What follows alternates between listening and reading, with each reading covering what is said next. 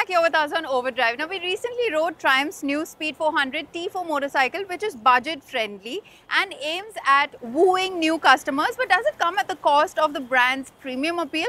Let's find out.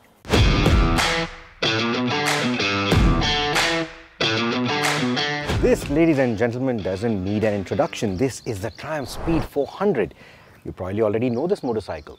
What you probably don't remember anymore is the splash it made with the pricing upon launch. It got everyone thinking, it made everyone sit up and take notice. But of course, that was introductory pricing. Over the few months, the price has gone up. So Triumph has now introduced this, the Speed 400 T4. It's a cheaper variant based on the Speed 400. In fact, Bajaj insists it's a completely different motorcycle. So we are here to find out how it actually performs. So let's address the elephant in the room. Why was this variant even needed? Was it the Royal Enfield Hunter and Guerrilla effect, or is Triumph India just trying to cast a wider net? I think it's a bit of both. You see, the Hunter and the Guerrilla have been raking in a lot of numbers with their roadster charm. And then you have bikes like the Bajaj Pulsar NS400Z, which are offering a tempting price tag with a lot of bang for the buck. So Triumph India obviously needed to respond. They saw that there are gaps in this market that they could fill with the T4. So it is essentially aimed at those who want the big T badge without the hefty price tag. It uses the same bore and stroke as the Speed 400 we know of already, but has a 9 PS lower power output and marginally lesser torque, which is achieved by playing with the cams, the crank and the software. It also idles at a slightly lower 1200 RPM and has a distinct sound at standstill. Let's play spot the differences. You will see a more satin finished exhaust on this one. That's an all black. Triumph has also changed the gearing. Now the standard Speed 400 comes with a 43-tooth rear sprocket, whereas the T4 gets a 39-tooth rear sprocket. Now usually a smaller rear sprocket also translates to better top speed, but with the drop in power, with the changes in engine and all of that, what you're getting is a top speed of about 135 kilometers an hour. Because you see, in the Indian conditions, usually 120 to 130 is a decent cruising speed, so to say.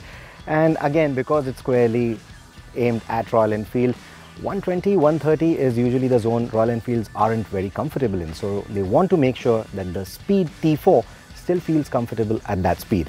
But I believe 100 to 120 is still the ideal cruising speed for the new T4. That said, cruising at 100 to 120 kilometers an hour in top gear puts the engine in the 5 to 6000 RPM zone. And the engine does feel a bit buzzy in that rev zone, especially in the pegs. But there is no dearth of power, and a quick twist of the wrist not only helps build speeds quickly towards the 135 km/h top whack, but also reveals a meaty torque spread perfect for the city and highway use. If the T4 is bought solely by casual riders, as Bajaj expects, they will not even feel the 10 PS power deficit thanks to the strong mid-range torque. If you recall the 400cc single-cylinder comparison that we did recently, you might remember me saying that the brakes on the Speed 400 feel a bit spongy despite the sintered brake pads. And now the feel is even spongier with the T4 because one, it goes with high mu organic calipers. So organic calipers are common across many single-cylinder entry-level performance motorcycles that you see. But this one is using a high mu organic pad, so that has higher levels of friction, but still feels a bit spongy, just the way the standard Speed 400 does. Also, it gets actually mounted calipers versus the radial mounting that you see here, because you see, you get upside down forks on this. This has standard forks, so as a package, you have to go ahead with actual mounted calipers. The diameter for the disc, however, stays the same. The wheels on both the bikes are also going to be similar. What's going to be different is the choice of rubber. Now, speaking of choices, from 2025, the standard Speed 400 will also give you the option of Vredestein tires, which hopefully should be even grippier than the Apollos that we already like. However, for the T4, the only option that you get, at least as of now, is going to be the MRFs. Now, we have sampled these tires in the past on other motorcycles, and it's a pretty decent set. And it will do most of the stuff that the Speed 400 is going to do. Of course, at higher leans on the edge, the Speed 400 is going to be better, and that's going to be more than just the tires. It's also the suspension coming into play and all of that. But Like I said, most of the stuff that the Speed 400 will achieve, the T4 will do that as well. One advantage, however, of these MRF tires is that the profile is slightly taller. That also gives it better ground clearance, makes it better equipped to take on the slightly poor road conditions that you're going to encounter every day.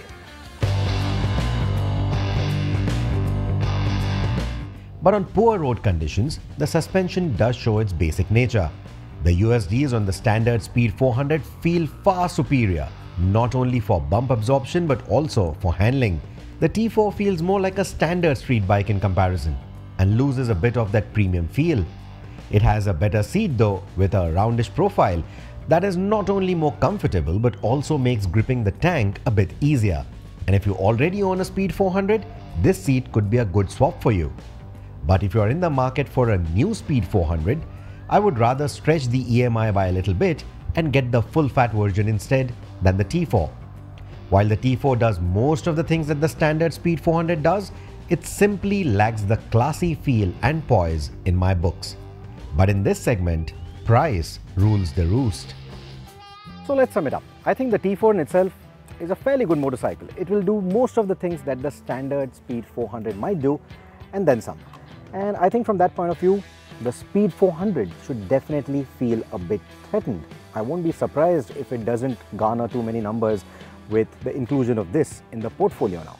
Well, it's time to head into our final break here on the show. But coming up on the other side, we'll tell you all about the new Tata Curve ICE variant.